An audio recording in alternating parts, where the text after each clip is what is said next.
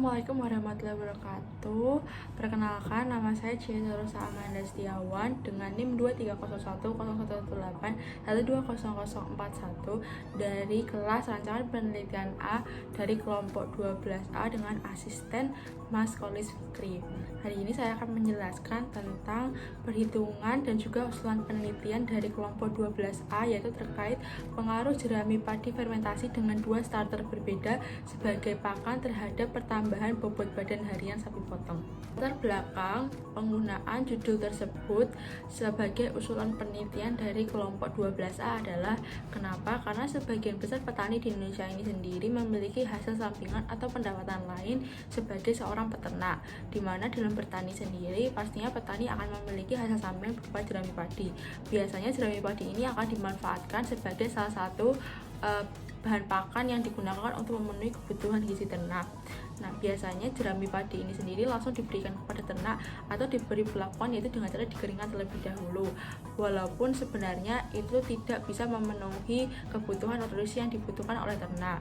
Nah, hal ini terjadi kenapa? Karena petani dan juga peternak di Indonesia banyak yang memiliki kekurangan informasi terkait bagaimana cara memperlakukan pakan tersebut sehingga bisa memiliki gizi yang seimbang untuk memenuhi kebutuhan ternak. Dan rata-rata juga untuk bobot sapi potong yang ada di saya sendiri itu relatif kecil, karena dari peternak sendiri yang kurang paham bagaimana cara untuk memenuhi kebutuhan gizi dari sapi potong tersebut. Nah, jerami padi yang tadinya diberikan tanpa perlakuan itu sendiri masih belum cukup untuk memenuhi kebutuhan nutrisi yang dibutuhkan oleh sapi potong, sehingga bobot badan dari sapi potong tersebut dan juga PBBH setiap harinya relatif kecil dan cenderung kalah saing penjualannya atau daya belinya daripada sapi-sapi potong yang dibesarkan di suatu industri peternakan.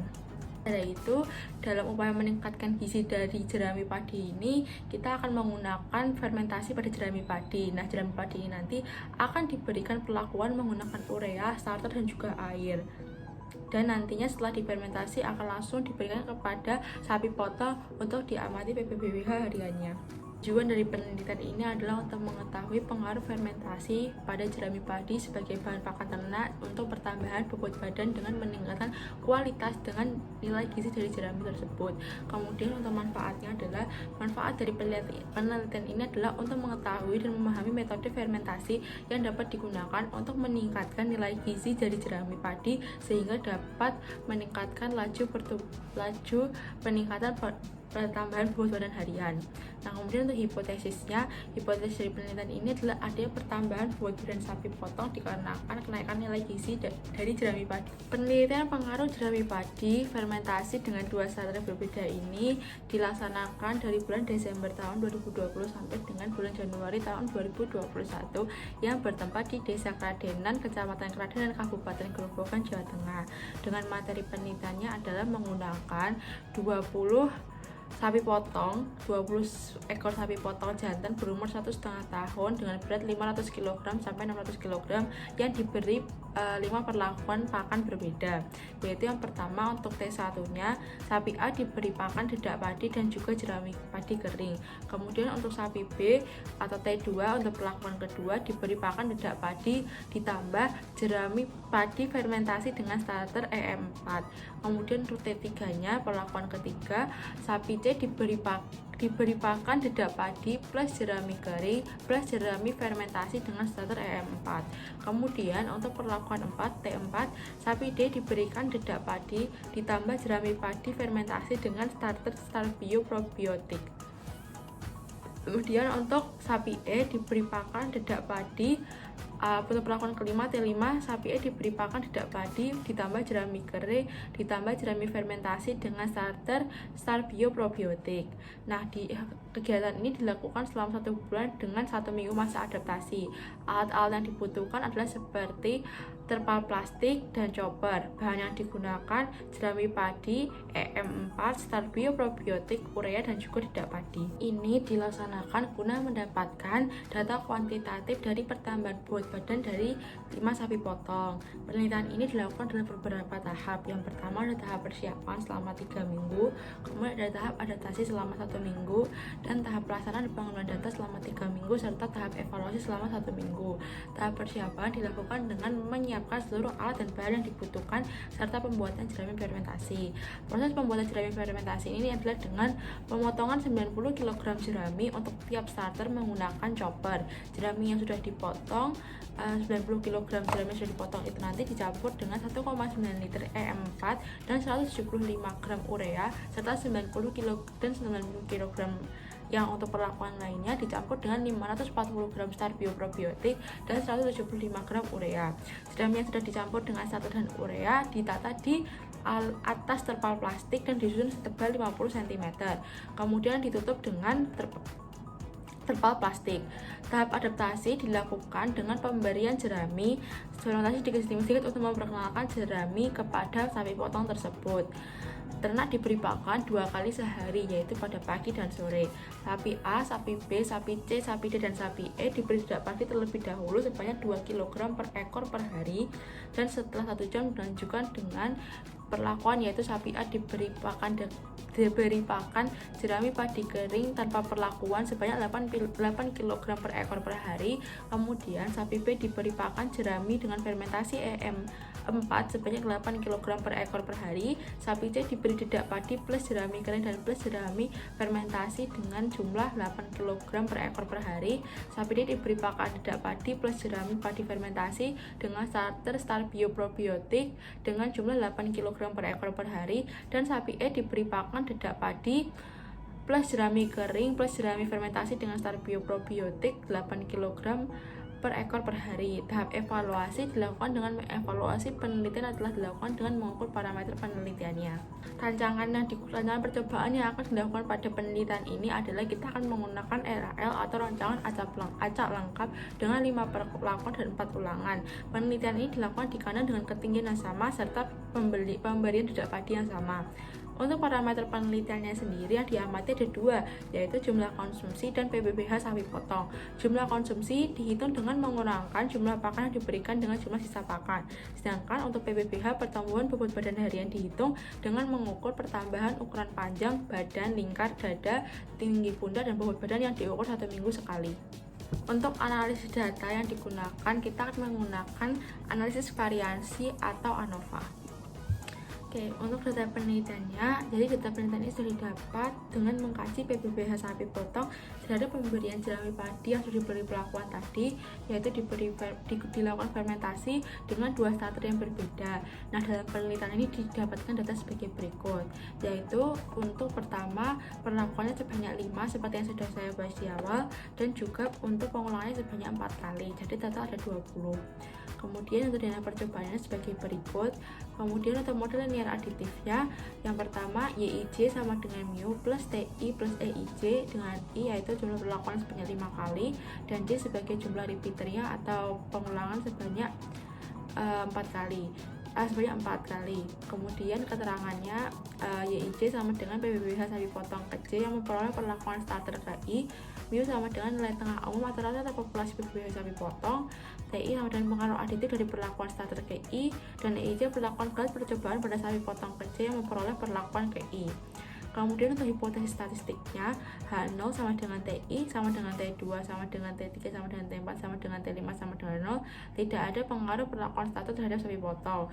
Dan juga H1 sama dengan minimal ada 1 TI beda dari 0, minimal ada 1 perlakuan starter yang mempengaruhi PBBH sapi potong. Nah, kemudian untuk ANOVA-nya sebagai berikut. Jadi untuk T1 ini totalnya PBB 2,47, untuk T2 3,04, T3 2,88, T4 3,13, T5 2,96 dengan total seluruh bobot badan sapi potong atau PBB sapi potong sebanyak 14,48 kg.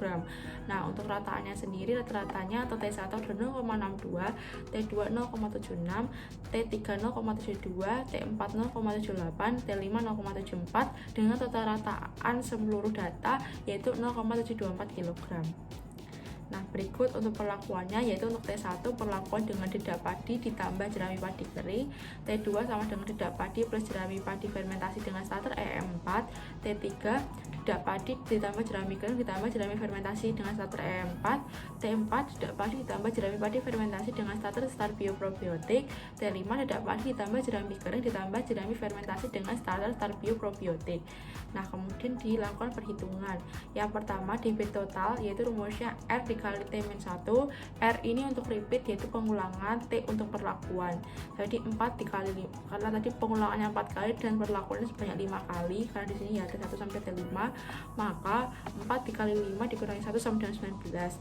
Kemudian untuk perlakuannya T dikurangi 1, 5 kurang 1 sama dengan 4.